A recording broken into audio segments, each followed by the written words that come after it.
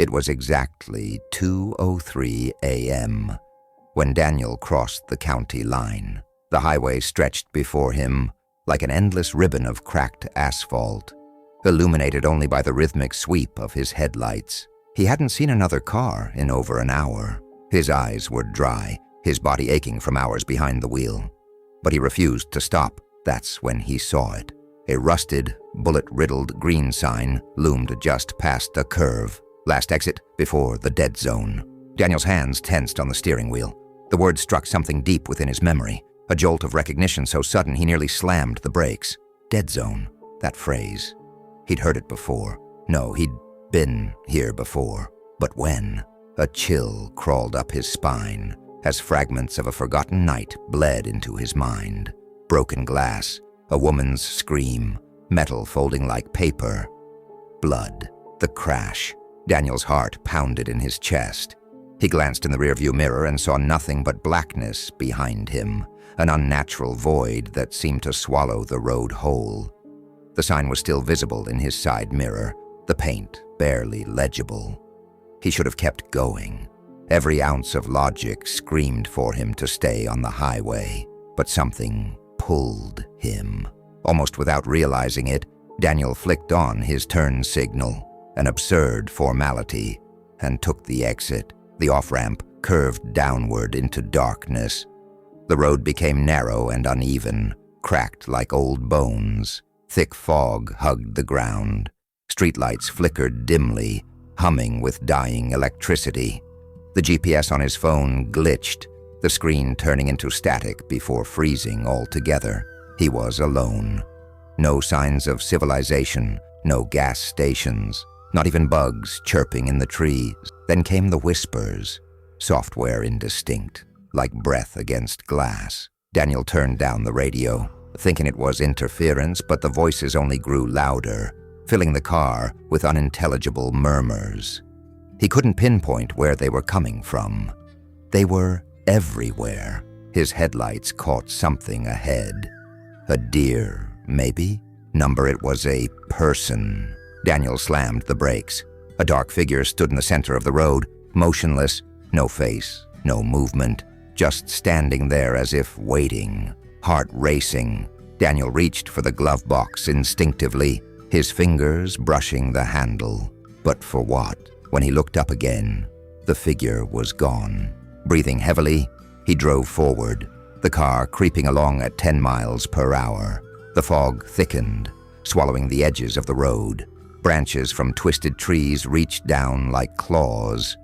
His rearview mirror flickered again, this time not just with static, but flashes.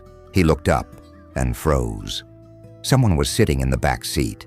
He spun around, but the back seat was empty. He gripped the wheel tighter, knuckles white. You're losing it. He muttered to himself, you haven't slept. That's all this is. But then came the voice, a child's whisper close to his ear. Why did you leave me? Daniel swerved off the road, tires screeching over gravel. The car fishtailed before coming to a stop inches from a crumbling tree trunk. Shaking, he put it in park, breathing in ragged gasps. He remembered the crash now, 6 years ago, driving back from a concert with his girlfriend Claire. Tired, arguing. He hadn't seen the oncoming truck until it was too late. The impact, the blood. Claire screaming, then silence. He survived. She didn't. And yet as the memory washed over him, Daniel saw a new image, one he didn't recognize. A young girl, no older than 6, standing in the fog, holding a teddy bear, staring at him with hollow eyes. He never had a daughter. Did he? He blinked. She was gone. The road seemed to stretch endlessly, looping back in impossible ways. No matter which turn he took, the same cracked billboard appeared over and over. The dead zone? Population? The question marks were hand-scrawled in red paint. Or was it blood? Daniel tried calling 911. No signal. The phone battery, full moments ago, drained before his eyes and powered off. He slammed it down and yelled into the dark, "Hello! Is anyone out there?" The whispers answered again, closer this time. He got back in the car and drove faster. Soon, The road narrowed into a single lane, surrounded by burnt-out buildings and warped street signs. He passed a gas station, Murray's fuel stop, but the lights were off, and the windows were smashed. A shape moved inside. He didn't stop. The whispers had become voices now, calling his name, clear, unmistakable. "Daniel, you shouldn't be here. You're not supposed to leave." Ahead, a tunnel emerged, collapsed on one side. Spray-painted above the arch were the words, "No exit." His headlights flickered. So did the radio, suddenly crackling to life with a static-laced voice. It was Claire.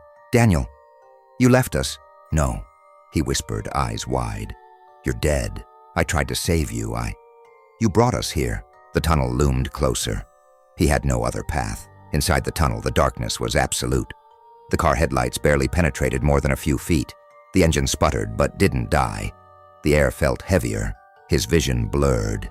He saw movement in the dark, shapes crawling along the ceiling, fingers scratching at the windows, faces pressing against the glass. And then, silence. Daniel closed his eyes. When he opened them again, he was back on the highway. It was morning, sunlight, birds, cars passing by. His heart soared in his chest. Relief overwhelmed him. He was out. He had made it. He laughed aloud, giddy, even as tears streamed down his face. He pulled over at a rest stop, shaking. A couple walking a dog gave him a strange look.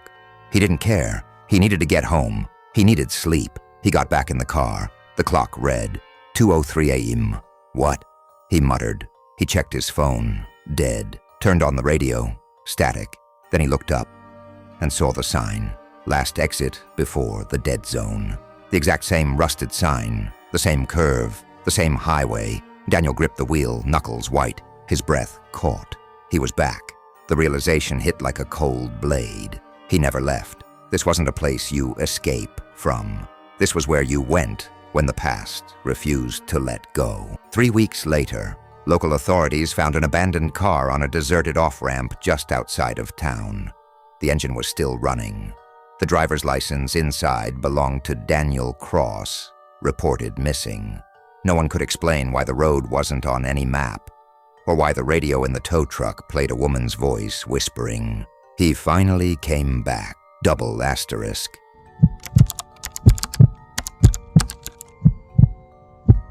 Clay Rourke had been hauling freight for 15 years.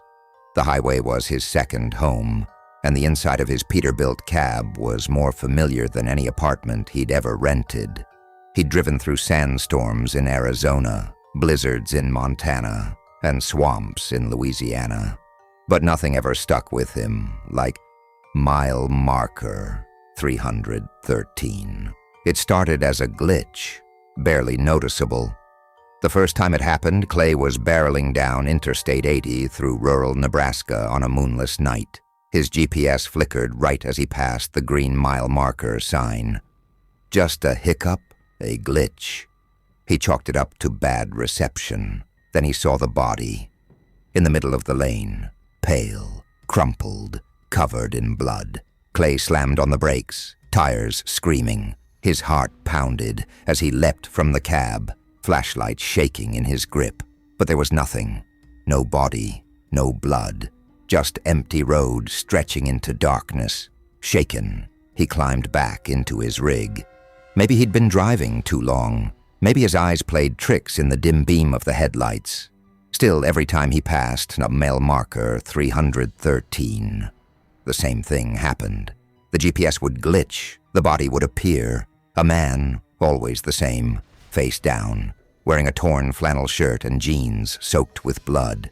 And then, as Clay blinked, the figure would vanish like smoke. Weeks passed, then months, and still, every single time, it was the same. He stopped telling other drivers about it after the third guy laughed in his face. He even looked up local records. No major accidents, no deaths officially reported there. One night at a rest stop, an old man with deep wrinkles and nicotine-stained fingers sat beside him at the counter diner. The man stared into his coffee for a long while before speaking. "You ever drive past 313?" he asked in a gravelly voice. Clay looked up from his steak and eggs. Yeah. Why? The man's eyes didn't move. When you see it, don't stop. Clay's fork paused midair. You've seen it too? I've seen more than that, the man muttered. That place. It remembers. Before Clay could ask another question, the old man stood up, dropped a few bills on the table, and left without another word. Clay told himself it was nonsense. Just a spooky tale to scare greenhorn drivers, but that night, as he approached mile marker 313, the air inside the cab grew colder. The heater blasted full force, but his breath still fogged the windshield. Static hissed over the radio. The GPS froze entirely. The body was there again. Clay's fingers tightened around the wheel, knuckles white. This time, the figure turned its head. Its eyes were open and staring right at him. Clay screamed, veered to the left lane to avoid hitting it. But again, there was nothing there. Then the corn whispers started. They were faint at first, just under the sound of the engine, words he couldn't quite make out. But they grew louder with every mile he drove. When he stopped to rest, they followed him into his dreams. It should have been you. Don't stop. Not here. He burned alive. The next night, things got worse. Driving through a stretch of fog, Clay saw something move in his side mirror. A flicker of darkness. He looked again. Nothing. Then in the reflection of the windshield, he saw it. A bee figure, sitting in his passenger seat. He swerved, heart racing, and looked to his right. Empty. But when he glanced in the mirror again, it was still there. A black silhouette. No face. Just a smudge of shadow, sitting silently. Clay gritted his teeth and drove faster. Every time he passed, mile marker 313. It stayed longer. The GPS now showed only static and random letters.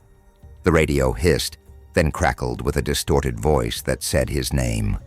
Then one night, the figure spoke. You saw me die. Clay nearly crashed the rig. He pulled over miles down the road, panting, sweating, looking wildly around the cab. The shadow was gone again. But when he checked the dash cam footage, he saw it.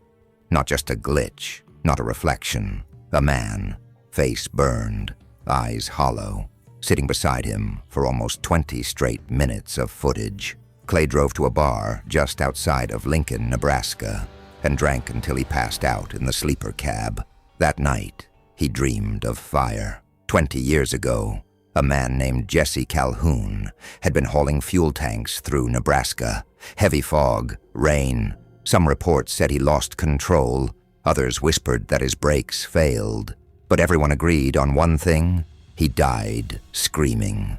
The truck burst into flames. The explosion was heard for miles. They recovered only pieces of Jesse, charred scraps of bone and metal.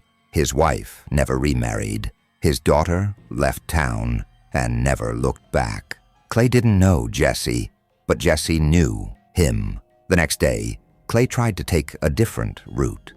But every detour, every back road, every turn, somehow he ended up back on Interstate 80.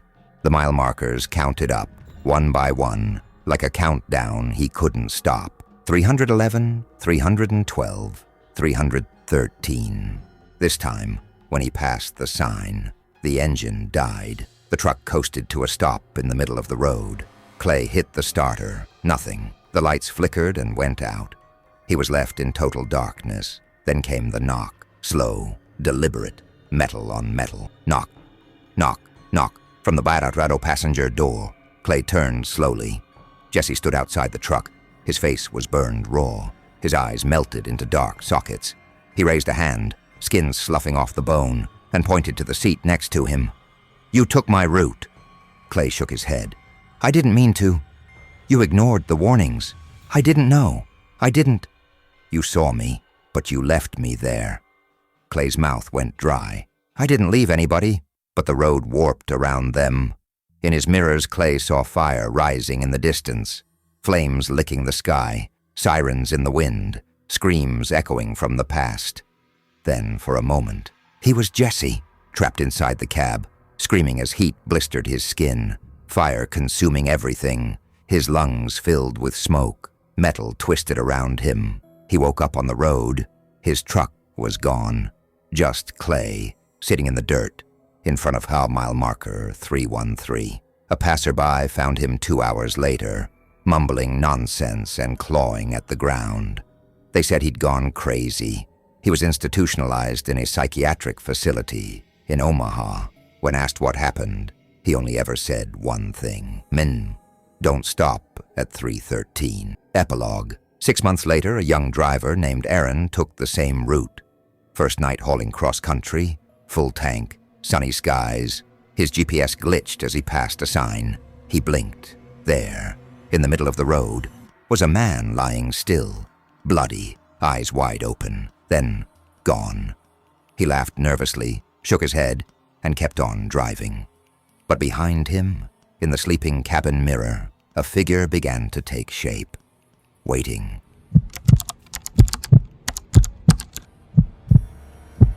It was nearing midnight when Eric Lambert found himself cruising along Route 19, a cracked and winding highway that cut through the heart of the Appalachian woods. His playlist had ended 20 minutes ago, and now only the rhythmic thumping of his tires and the occasional rustle of trees filled the silence. His eyes were heavy, and the black coffee from the gas station was doing little to help. There was no moon, just clouds thick as wool overhead, and his headlights carved 2 narrow tunnels through the dark. He had taken this back road to save time on his way to see his brother in Virginia. But now, as the road stretched endlessly and his cell signal faded to nothing, he was beginning to regret it.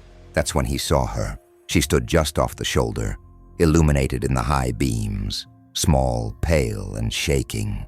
She was wearing a light denim jacket and jeans, her arms wrapped tightly around herself, as if trying to stay warm. Her hair was dark and hung wet from the mist. She looked no older than 16. Eric slowed instinctively. Something about her, maybe the terror in her eyes, overrode his better judgment. He pulled up beside her and rolled down the window. "You okay?" he asked, leaning over the passenger seat. She hesitated, then nodded quickly. I need a ride, just to the next town. Please, I don't have money, I need to get away." Eric looked around. No sign of another car, no sign of anything. "Hop in," he said. She opened the door with a creak and slid in silently. As she closed it, Eric noticed her hands were ice cold and trembling. "Thanks," she muttered. "No problem," Eric said, trying to sound calm. "What's your name?" The girl stared straight ahead. "Lily." There was something oddly formal about her voice. No accent, no emotion. "Well, Lily, I'm Eric." He tapped the steering wheel nervously. "Where are you headed?" She shrugged. "Just the cemetery on Old Pine Road. You can drop me at the gate." He frowned. "That's like 15 miles. There's nothing out there but graves." "I know," she said, turning to look at him. Her eyes were glassy. "I have someone to meet." He laughed nervously. "That a joke?" Lily didn't smile. They drove in silence for a few minutes. The road seemed even darker now. Trees loomed like giants on either side, their limbs clawing at the sky. Eric kept glancing at her, uneasy. Something about her felt off, too still, too quiet. He was about to ask more when she spoke again. "Your middle name is Matthew." Eric stiffened. "What?" She turned to him, smiling faintly. "Eric Matthew Lambert, born April 12th. Your mom's name was Joyce. She used to call you my sunshine boy, didn't she?" He slammed on the brakes. The car skidded slightly, and they came to a halt on the edge of the road. "Okay, what the hell is this? Who are you?" "I told you, Lily." No, this isn't funny. How do you know that stuff?" She looked at him, expressionless. "I know lots of things, like how you pushed a boy named Trevor Dixon off the monkey bars in 3rd grade and told the teacher he slipped, or how you cried in the garage when your dog Max died because you didn't want your dad to see." Eric's mouth went dry. "I never told anyone about that." "I know," she whispered. Eric's heart was pounding now. He thought about kicking her out, turning around, something. But before he could say anything, she added softly, "You're not a bad person, Eric, but you made mistakes. And sometimes The past doesn't forget. He stared at her. "What are you?" Lily looked back to the road. "Drive." He did. They passed an old rusted sign that read, "Welcome to Winbrook," a town Eric didn't even remember passing through. The road grew thinner, rougher. The trees leaned closer as if listening. Eric kept glancing at her hands. So pale they looked bloodless. And her reflection in the window looked off somehow, like the angle was wrong, like her head turned a second too slow. "I saw you once before," she said. Eric's voice cracked. "What?" 1999, Halloween night. You were trick-or-treating. You wore a werewolf costume." He blinked. That was true. "You passed by a girl on the curb. She was crying. You had one piece of candy left, but you kept it. You walked faster so you wouldn't have to share." "I was a kid," Eric said. "I didn't—" "I know," but she remembered. Eric felt sweat bead on his neck despite the cold. They finally reached a turnoff with an old wooden sign that read, "Old Pine Cemetery, established 1883. Eric followed the gravel path into the trees. The fog had thickened now. His headlights barely cut through it. "You can stop here," Lily said. He did. She opened the door slowly. Before stepping out, she turned and looked at him with eyes that no longer seemed entirely human. "One last thing," she said. "When you wake up tonight and see me at the foot of your bed, don't scream." The door shut. Eric spun around. She was gone. No footsteps, no figure walking away, just empty fog and tombstones. He threw open the door, heart slamming in his chest. "Lily?" Nothing. Only the wind whispering through the trees. Eric drove off, tires spitting gravel, not daring to look back. He didn't sleep that night, or the next. 2 days later, back home in Ohio, he couldn't shake the memory. So he looked up Old Pine Cemetery, and what he found made his stomach twist. There was a record of a girl named Lillian Grace Holloway, buried there. Died in 1999, age 7. The same Halloween night he trick-or-treated in a nearby town. Her photo was grainy, scanned from a newspaper obituary. But the eyes, he recognized them. Eric didn't sleep for days after that. But the worst part? One night, just past 3 a.m., he woke up in the dark, and there she was, standing silently at the foot of his bed, just watching.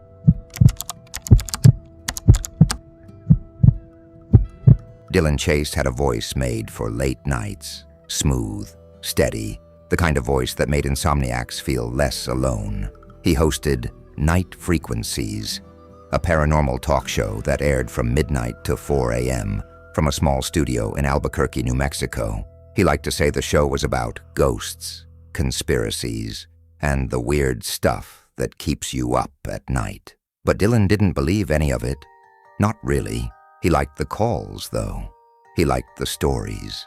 They were good radio. That night, after a long Halloween special, Dylan decided to take the scenic route back to his home in Flagstaff, Arizona, Route 66. The old highway had a mythic quality that he thought might inspire a few new segments. Plus, he hadn't seen stars like that in a while. It was close to 3:30 a.m. when the first static hit. He was driving westbound, windows cracked, a thermos of black coffee in the cup holder, when his dashboard radio crackled violently, drowning out the old jazz station he liked. He leaned forward and turned the knob. It didn't matter what frequency he tuned to. The same static followed, like something was crawling through every signal. Then, as if from beneath the static, a voice, warped, tinny, and old, cut through. "All drivers, please be advised.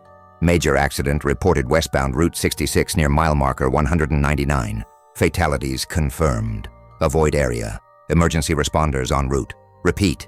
Fatal." Then the voice warped again, slurred, like a warped cassette. "Dylan Chase, you're next." His hands clenched the wheel. "What the hell?"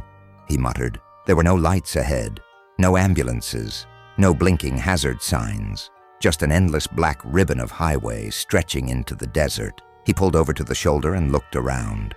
Nothing. Not a soul. "Okay," he said aloud. "Old signal. Maybe from a different time zone, maybe a prank. He reached into the glove box, pulled out his handheld recorder, and spoke into it. Timestamp, 3:34 a.m., strange emergency broadcast on Route 66. Claims fatal accident near marker 199. No sign of crash. Voice said my name. Reviewing later. He clicked the recorder off. When he turned the car back on, the static was gone. The jazz station returned like nothing had happened. By the time he got home, the sun was starting to rise. Dylan tried to forget about it. Radio glitches happened.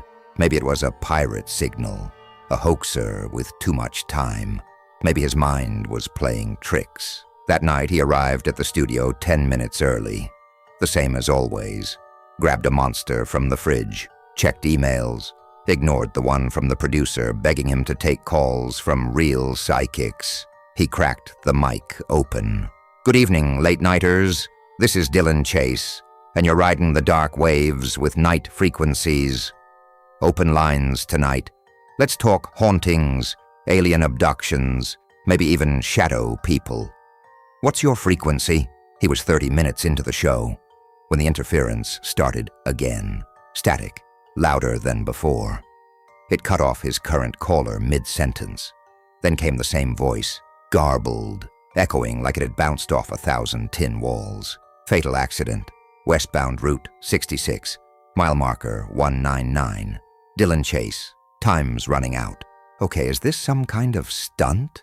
Dylan said on air. "If you're jamming the line, congrats. You got my attention. But this is FCC territory. Don't screw around." Then the signal shifted.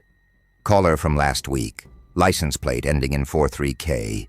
Found dead in his garage. Carbon monoxide. He tried to warn you. Dylan stared at the mic. The last week's caller had been a man named Gary. Gary claimed he saw a dead version of himself standing on the side of the road near Winslow. Dylan had laughed it off, said it was probably sleep deprivation. He cut to a commercial, walked into the engineer booth. "Did you hear that?" The engineer, a college intern named Max, was pale. "I don't think that came from us, man. I ran diagnostics. It wasn't from our system. That came through the air." The next day, Dylan looked up accident reports. Nothing was listed for Route 66 near marker 199. No emergency calls, no fatalities. But Gary was real. Gary Patterson, found dead in his garage 2 nights ago. The license plate matched. Night 2. Dylan didn't want to go in, but he did. The show started normally. Calls came in. Someone claimed their baby monitor picked up alien transmissions. Another guy swore his Alexa whispered his name at 3:33 every morning. Then at exactly 2 a.m., the static returned, and so did the voice. They never saw the truck. The headlights were off. It hit the guardrail at 73 miles per hour. 3 bodies. Only one survived. "Dylan Chase, you must decide." "Decide what?" he shouted into the mic. The signal kept going, and this time, it told the future. "Caller on line 3. Don't answer. She won't make it home." Max yelled from the booth. "Dude, line 3 is ringing right now." Dylan stared at the board. Should he answer? His hand hovered. Then he pressed it. "Line 3, you're on night frequencies." A woman's voice, soft and panicked. "Dylan, I think something's following me. I'm driving on 66 right now, and my radio's freaking out. It keeps saying your name. My name is Kara. Please, I don't know what to do." The signal exploded with noise, then cut off completely. Dead air. The next morning, Dylan got the confirmation. Kara DeSoto, 27, died in a car crash on Route 66. Her car hit a guardrail near mile marker 199. The same as the broadcast said. Dylan stopped sleeping. He tried not to go on air. He told Max he was taking a week off. Max nodded but said, "You're already a part of it, man. You opened the frequency." "What does that mean?" But Max wouldn't say. On the 4th night, Dylan got a package. Inside was a tape recorder, old 1960s style, no return address. He hesitated, then pressed play. "To those who can hear this, The signal moves with you. It warns. It curses. It records the deaths before they happen. You think you're the broadcaster, but you're just the receiver, and it's almost your time. Dylan Chase. The recorder ejected the tape by itself. No power source, no battery. That night, Dylan drove again, back to Route 66. He had to see if it was real, if it would happen again. As he approached mile marker 199, the radio switched to static again. Only this time, there was Mopra screaming. Underneath, he slammed on the brakes. Headlights, coming fast, wrong side of the road. He swerved just in time. The truck flew past him and smashed into the side rail. Smoke, fire, metal screeching. Dylan ran from his car, heart pounding. But when he looked behind him, there was no crash, no truck, just silence. And the mile marker, 199. He went back on air that night, voice shaking. I don't know what's happening, folks, but I think the airwaves are haunted, not by ghosts, but by time or something deeper, something watching. Maybe I've been chosen to listen. Maybe I'm cursed. If you hear the broadcast, I need you to record it. I need to know I'm not alone. Then the static returned, and the voice whispered, "Final warning, one more transmission left." Then the station goes silent. Dylan never showed up for the next night's broadcast. Max waited. The studio lights blinked. The mic turned on by itself, and the voice returned just once. Dylan Chase has signed off, then silence, forever.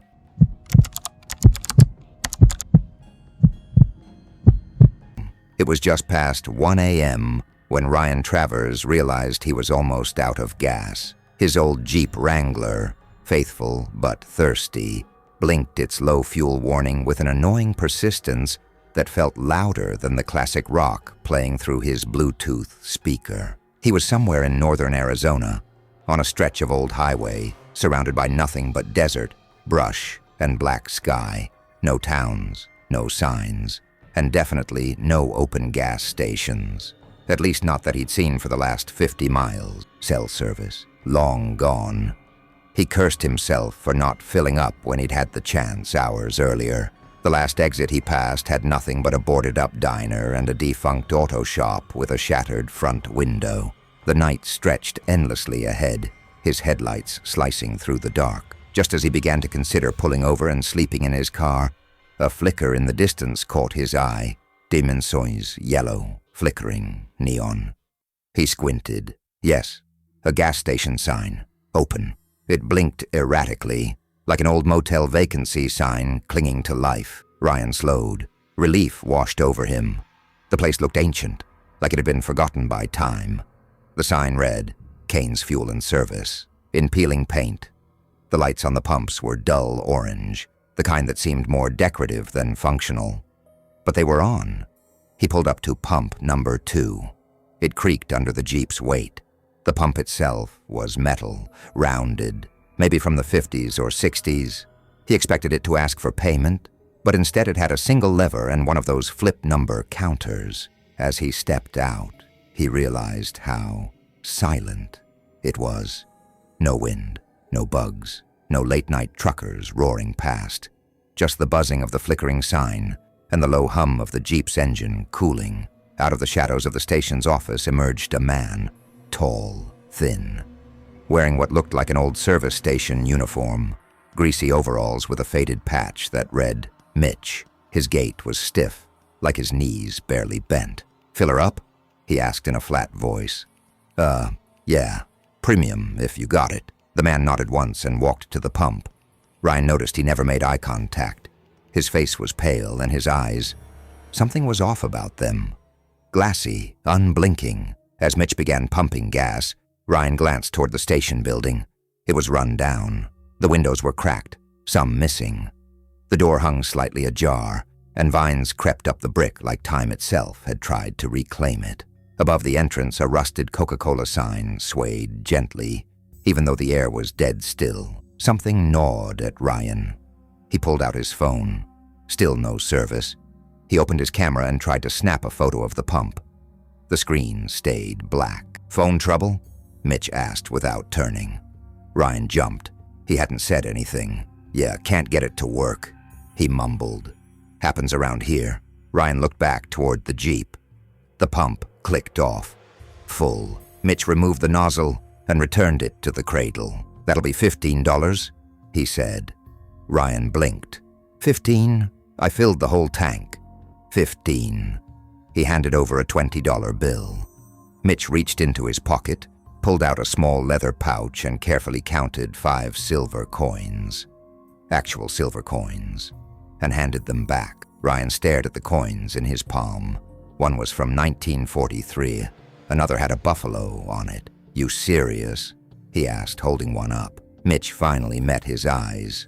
Ryan instantly wished he hadn't. Mitch's pupils were milky white, and his skin, now visible under the station lights, was mottled, almost waxy, like he was made of something that had started to melt. Ryan took a step back. "Everything all right?"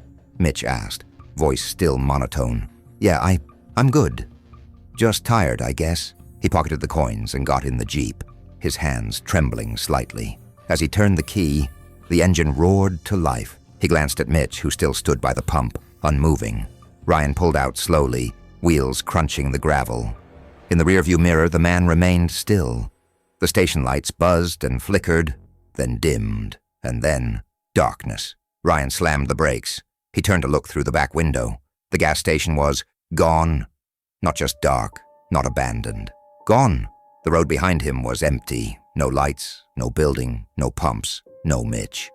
Just flat, black desert. Even the gravel lot had disappeared, replaced by cracked asphalt and tumbleweeds. What the hell? He put the Jeep in reverse and backed up 30 feet. Still nothing.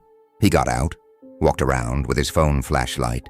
No footprints, no tire tracks, no fuel smell, no sign the building had ever been there. He was shaken, but the tank was full. He told himself he must have hallucinated the whole thing. Maybe he was more tired than he thought, so he kept driving. About 20 miles later, he saw a small diner. This one actually looked open. A glowing 24 hours sign blinked over the door. The parking lot had one dusty old pickup and a newer sedan. Ryan pulled in, parked, and went inside. The place smelled like coffee and fried bacon. A young waitress with big curls and a tired smile greeted him. "Take a seat wherever." He slid into a booth and ordered coffee. When she brought it over, he asked, "Hey, have you ever heard of Kane's Fuel and Service?" Back down the highway, she frowned. Kane's, yeah. Old gas station. Just past mile marker 210, I think. Weird-looking place. She was quiet for a moment. Then, "That place hasn't been there in years." He leaned in. "What do you mean?" She lowered her voice. "It burned down in the 70s. Whole family died inside. Owner, his wife, their son, Mitch Ryan's skin went cold." "Mitch?" "Yeah, real creepy kid. From what my granddad said. Used to stand at the pumps for hours, just staring at the road." She laughed awkwardly. "But that's just small-town talk. Why do you ask?" Ryan stared into his coffee, suddenly not thirsty. "No reason." When he got home the next day, Ryan checked his wallet. The coins were still there. Silver, old, coal. He went online, typed in Kane's Fuel and Service Fire, Arizona. He found it. March 17th, 1974. A faulty fuel pump caught fire, exploded. 3 dead, no survivors. Locals said strange things started happening on that highway ever since. Ghost sightings, phantom lights, cars disappearing for hours. Then he checked his car. The gas gauge was still full. But here's the thing. The trip meter, which he always reset when filling up, read 0.0 mile. 2 weeks later, Ryan was driving back through Arizona. He wasn't planning to stop, wasn't even thinking about the station. But when his tank ran low near mile marker 210, there it was, flickering, waiting. And this time, the sign didn't say, "Open." It said, "Welcome back."